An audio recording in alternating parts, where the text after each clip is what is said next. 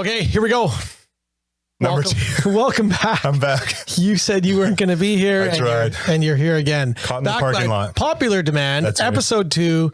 Second time we've got Justin. Little Oak often. Weekly though. At least we're weekly right now. So far it seems more than that. Okay, we got a lot on the docket, and I've got somewhere to be in 45 minutes, so we're gonna pounce quick. We got lots to get through this morning. Big day. This is the as we're recording this, the Bank of Canada just made an announcement a few hours ago. I'm sure we're going to get this out sometime shortly thereafter. So what did they do? We went down another 25 basis points. So this is the third quarter point in a row. As I said last episode, if I were making decisions for the country, I would have gone down a half a point, but I wouldn't have bet that we were going to do that. And sure enough, I assume if I had opened up Instagram, I would have seen a bunch of realtors telling me that it went. Yeah, totally. We could scroll through right now and have a bunch of people talking about the interest rate down. So what that means though, practically, two things. Number one, if you just say, well, actual rates, what can people get right now? So just before we jumped on and started recording this, I called my trusted friend, Kelly Mann, who's my go-to for all things lending. And I just said, hey, Kelly, like, give me the general sense, like, what are the numbers that we're seeing now? And of course, every lender's different depending on what broker you go to. Are they making those adjustments as soon as Bank of Canada does 100%. their drop? Because, so there's two ways this happens, right? There's variable rates that just adjust based off of it directly, right? Now, discounting on variable rates, the bank has control of. So for example, you might have a variable rate that's prime -1, and I might have a variable rate that's prime -0.9. Right. So they're not going to be the same, but prime's changing. So they're both going down by a quarter point. Yep. Because we just went down a quarter point. So variable, what we're seeing now is generally a range of about 5.5 to 5.75. And then on, 3-year mortgages, 3-year fixed term mortgages, generally we're seeing stuff from about 4.5 to 4.99, as per Kelly, based on today's news. And there's lots that goes into that, right? How the quality of the person borrowing the money, their financial picture, the size of down payment, all that kind of stuff. That's why you can't just say everybody can get this, but that's the range that we're seeing. So we are now in the world, 6 months ago, nobody was getting money under 5%. And now everybody's getting money under 5% in a fixed term. The variable world is still above 5, but the variable world not that long ago was between 6.5 and 7. Yep. So we've moved substantially, but I think what we're going to see is that we're not going to find our traction point. This is 75 basis points down from peak. Is not traction point where the consumer is going to say, make a decision. Now I'm uber confident and I'm going to start doing this. Will this impact some? Sure. Every movement will impact some amount of people. My own prediction is that, for us to hit a real traction point, we're going to need like 125 to 150, like another 50 to 75 basis points. When's their next rate? October and then December. I think, practically speaking, forget about rate adjustments. I've said for a long time, we need money sub 4. If people can be borrowing at 3.89, 3.99, you will find traction in the marketplace. Yep. We're close. Like now we got money at 4.5, 4.6, but that's only like the fringe level. So I think we need another 50 to 75 basis points from where we are today, which would, get prime to, we're talking about prime. Prime now is at 4.25, like the Bank of Canada key rate. And we need that to be at probably like 3.5 ish. I think when was it last there? 3.5. Oh, well, we moved. I mean, like early 2022, I think it was that we had gone down to a quarter or 0.5. And then we moved 2% in a matter of months, right? I'd have to look back at the scale of how quickly they did it. But, prior to COVID though, where were we sitting roughly on prime? Prior to COVID, my memory says prime was probably like 2.5. Yeah. We could look it up for sake of time. I don't think I want to pull it up right now. Yeah, I was just curious. But it was, we're way beyond right now. We're way beyond where prime was pre-COVID. The pendulum has just gotten way. We've gone way too far. So that's that. To be determined, I guess, how the market reacts. Now, on the market and just, where we've been at sales wise, and I just want to talk specifically about a little bit of Little Oak North Star sales numbers. David's going to get to that in next week's, office meeting. Come in person, please. He's going to, come in person to Surrey and then stay for the training, PDF. There you go. PDP. Sorry, PDP. But I'm going to give it a little snippet because we've got, pretty conclusive numbers now. And, what we've experienced here this year is like, I think there's maybe one or two other years in my 21 years that there's been a spring, summer like this where we've essentially declined in sales all the way. Now, I think last year at some point in time, I've been quoted as saying since March, we've been on the decline. That isn't quite true. But what's happened, like if we look at all property type sales in the Fraser Valley Board, in March, we had 1,326. In April, we had 1,385. In May, we had 1,421. For statistical purposes, that's like a flat line. Yeah. We're talking like no growth through spring. And then from May, we go down in June, down in July, down in August. Like we've just been on this downward track to the point where, again, in August, month over month, we are behind. We have less sales in August than we had in July. July was less than June. June was less than May. Like you gotta it's hard to find a year like this. And I mean, they can be found. And of course they can be found in other recessionary years. We always have less sales in August than we have in June. Like that's not irregular, but the lack of growth in the spring followed by the steady decline month over month is unusual. And I mean, if I went back and looked over 10 years, like, can you find declines through the summer? Yeah, sure. But you normally have a bigger peak in spring. Right. And then we've had summers where like we don't have that kind of a decline in July and August. Like, there's, I don't know. I don't want to, whatever. We've had some irregular years recently in 21 and 22 that aren't fair to compare to. But bottom line is when you're dealing with peak sales in May of this year of 1,421, like that's already a low amount of sales, like, I mean, again, in 22, we were doing almost 3,000 or around 3,000 transactions a month. So to be in decline from that, it's pretty obvious that we're in a recessionary time. Now, the reason I bring that up is I got on with David before this conversation. I wanted to get a sense from him what August looks like for North Star and Little Oak. And while I don't have exact numbers yet because it's too early for us to have everything compiled, I think what we've seen in the last few months as we've been in this steady decline in the market is on a percentage scale, our brokerage has been gobbling up a greater percentage of the available transactions. So while the market sucks, it's hard and the sales are low, our people are doing a great job getting what's available to the point where in a random conversation I was in with David, like a week and a half, 2 weeks ago, I just stumbled into his office and was chit-chatting and he looked at me and said, like, you wouldn't believe the deal volume that we have that week. Nice. And so that's great. Good on you guys. Well done. I mean, it's a grind out there. We're operating from a pie that's just over 1,000 transactions opposed to around 3,000 transactions, which is what we had, 2.5 years ago. And even normal, 10-year average kind of numbers would be probably up another 15 or 50%, like 14 to 15 to 1,600 a month, not 1,000 a month. So we're dealing with a small pie right now, but our people are doing a great job. You're obviously, doing the right thing with your buyers and getting your listings priced well, because our volume on a percentage basis in comparison to other brokerages in the board, we're doing very, very well. Awesome. So that's great. Good job.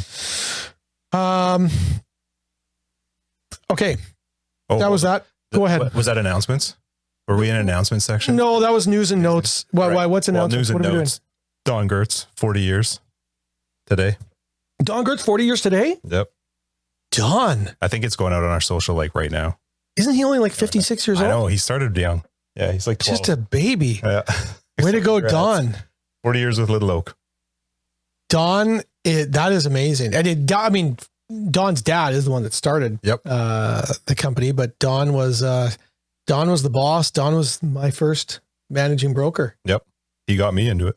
Yeah. Way to go, Don. Yep. Congrats. We love you, man. 40 years. Mm-hmm. Okay. That was out of the blue. I didn't know we were doing that today. What else? Do you have anything else? Nope. Okay. So I just want to talk about what we have coming up then in the next couple of weeks. So there's some sales training stuff, but then there's actually just some event things. So this week, we've got our Fraser Valley Board softball tournament. Was that this week? Like this week? That's happening in this Friday. Okay, cool. Yeah. So if you're on the team, you know who you are. I think we've got like 15 people. We always have a team. big show up. Yeah. There's a practice tonight, Wednesday. Are you playing? I can't make the practice. I'm playing on Friday. Playing? Okay, cool. 100%. Yeah. I played last year. Yep. Holy cow. I hadn't played baseball in a long time. Yeah. Those are different muscles that get used in baseball. I saw the pictures. So it was fun. Good. We had a lot of fun last year. So like if you happen to have nothing to do on Friday, you want to come out to Softball City and hang out. It's a hoot of a time. You can watch some softball, and the weather forecast is it going to be good? It's perfect. Awesome. Yeah. That's good. So that's this Friday. I think we're going to do a little better too. I think we're fielding a team that, not to knock on what we had last year. I was a part of it, but I think this year, like, I'm not saying championship, but I'm saying like we're playoff. We're playoff contender for sure. Yeah. Does that mean you're just there longer? Right. Yeah, that's the thing. Yeah, you're there longer. Yeah. Golf tournament coming up. That's the following Friday. So this Friday is softball. Next Friday is golf tournament. Mm-hmm. We are at Poppy.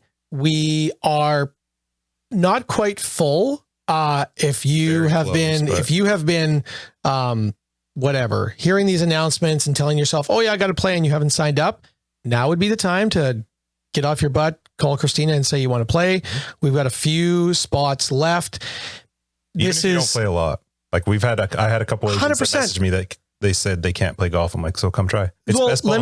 Let me tell you why you come. So this is the first year ever that we're doing like a full blown shotgun start. So we have enough people that we've taken over the whole course. Yep. Everybody tees off at the same time, which means everybody finishes at the same time. Yep. Because everybody finishes at the same time, we're doing a full blown dinner, which we've eaten together before sporadically, but we've never actually had like a function where everyone's going to have a, barbecue chicken buffet kind of dinner. We'll have a little bit of a, I don't want to say a presentation, but we'll hand out some prizes. We've got some great sponsors who have helped make this event possible. So we'll let them blab at us for a couple minutes. There's a huge charitable component that we're having a lot of fun with this year. I'm going to be stationed on one of the par 3 holes. And as everybody comes through, they're going to be able to pay to play a game against me in a KP competition. And if the group, closest to the pin. And if the group beats me, I will match. Oh, it's against the whole group. Nice. Yeah. So all 4 people get to take a shot. I take one shot. Yeah. And if who shoots first? Anybody, it doesn't matter. They can decide. I'll let everybody pick. I'll go first or last. Doesn't matter.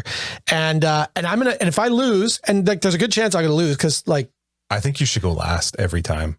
Okay. I can go last every time. I think it'd be fun to see. Then you have the pressure. So all of the proceeds are going to go to we're going to split it between the Royal LePage Shelter Foundation and Cancer in Common, which is, I'm totally drawing a blank. Brooklyn. Sorry. I was thinking Cindy, her mom. So Brooklyn Patterson, who's in our North Star office. She is a cancer survivor. Through her cancer experience, she decided to start this foundation, which provides funds to people who are going through the cancer journey. Right. So because this is in-house, it's one of our people. It's awesome. We want to be a part of that. And so there's a fantastic prize that we're going to be giving out on this hole to the winner of a draw. And then in addition to that, we're going to have some other small prizes, and all of the money we raise is going to go to these 2. You said that you're matching. Right? I'm in a match. I'm in a match. So like if a group comes through and everybody spends $50 to play the game, so that's $200, and then they beat me, I'm also putting $200 in. And then the next group comes in, they beat me, I'm doing the same thing. Right. So I could end up spending a lot of money. It could be expensive. But it goes to a good cause. It goes to a good cause, and I'm going to have my kids there helping me out at the hole. So I'm going to have tent set up and whatever. So there's all the reasons that you should be at the golf tournament. You might suck at golf. You might not even like to golf. It's going to be a great social time. Come on out. Hang out with people from the brokerage who you otherwise don't regularly get to see. We've also got other long drive contests and whole closest to the pin contests and other. And if you're not a golfer and you don't totally get it, it's best ball, which means you just play whoever shot is best. So your shot could suck every time. It means nothing. Exactly. And toe wedges are in play. That is an actual club that's in the bag where that's when you kick your ball out of the bushes. Yeah, it works. So those are allowed too. We have videos of David like barely crossing the next tee. Yeah, David can't golf. David's not very good. Fun, very large man, great fisherman, not a great golfer. Yeah. Yeah. We got some ringers in our brokerage. Like, I mean, I am absolutely going to be spending some money. I haven't even looked at the list of who's playing, but like if Dan Mickle is playing, there's a bunch of great golfers in the North Star office. Like I can't beat those people. So unless I completely fluke out, I'm going to be spending money. Yeah. Hopefully they hit you first. So you haven't practiced on the hole too much. I will be practicing. Okay, so that's that. Lastly, I just want to touch on again, give another plug for or a teaser for what we got coming up training wise. So next week, again, after David does our monthly meeting, he's going to be doing a session on kind of current event contract related stuff. I had a talk with him yesterday because I said to him, I've heard what you're teaching from everyone but you. So I had to do up the event. Perfect. Okay, so tell me what you're doing. It's basically stay out of real estate jail. He's keeping with that topic. He's really focused in on the tenancy side, all the changes with tenancy, but it is all encompassing. And it's honestly a really great chance for agents to just start throwing out questions. Like that's what he's really hoping for. He wants to, if you've got a question, there's 4 or 5 other agents that have the same one. And that's where he's really good. Like just chucking out questions and helping people with what they're dealing with. Yeah. That's, I've had 2 scenarios that I've heard of in the last week with our agents where like very unique stuff, all related to tenancy changes. I had one that I was involved in where I don't even know what the answer is to it yet, but when the government jumped from 2 months to 4 months. Are they like in that middle period? Yeah. Oh no. So we delivered notice, we did the deal. I did this with Richard Reamersma in our office. And I mean, I have to call Richard back today and we have to discuss it. I don't even know what's happening because we delivered notice when it was 4 months. Right. And then the government switched to 3 months, like literally a week later. Yep.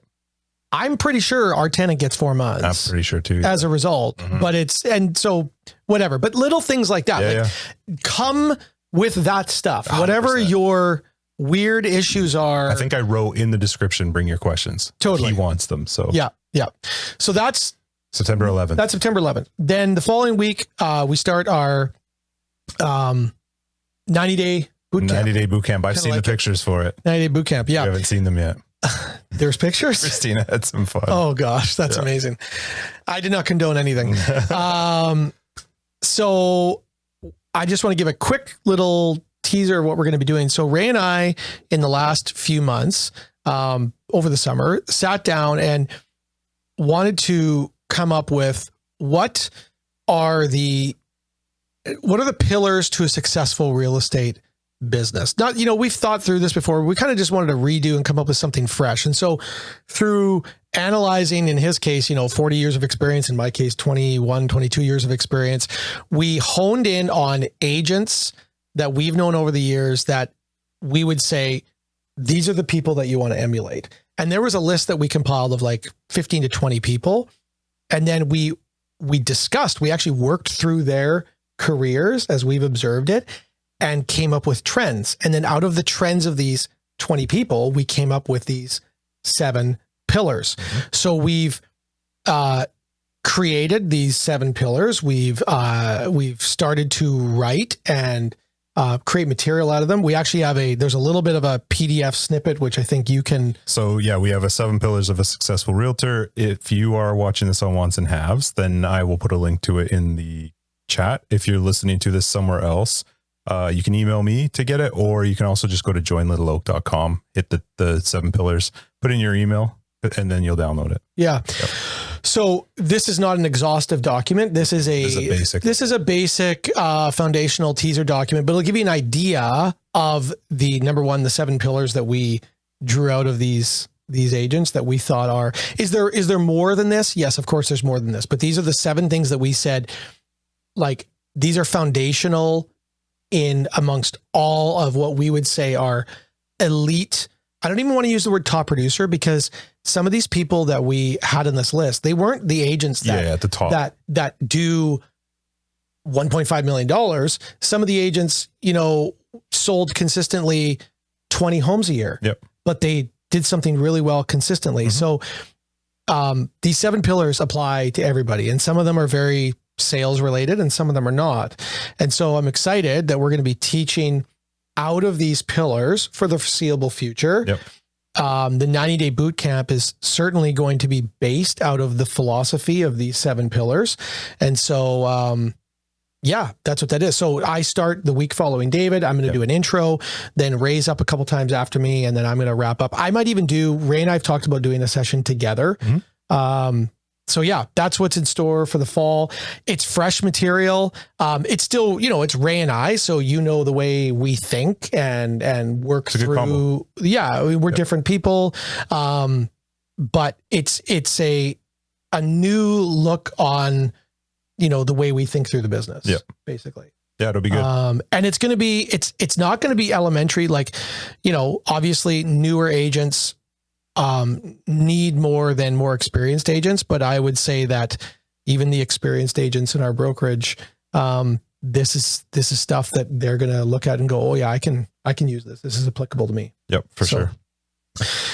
Plus you get your PDP. Yeah. So just come and hang out. Exactly. And you get to hang out with people. Totally.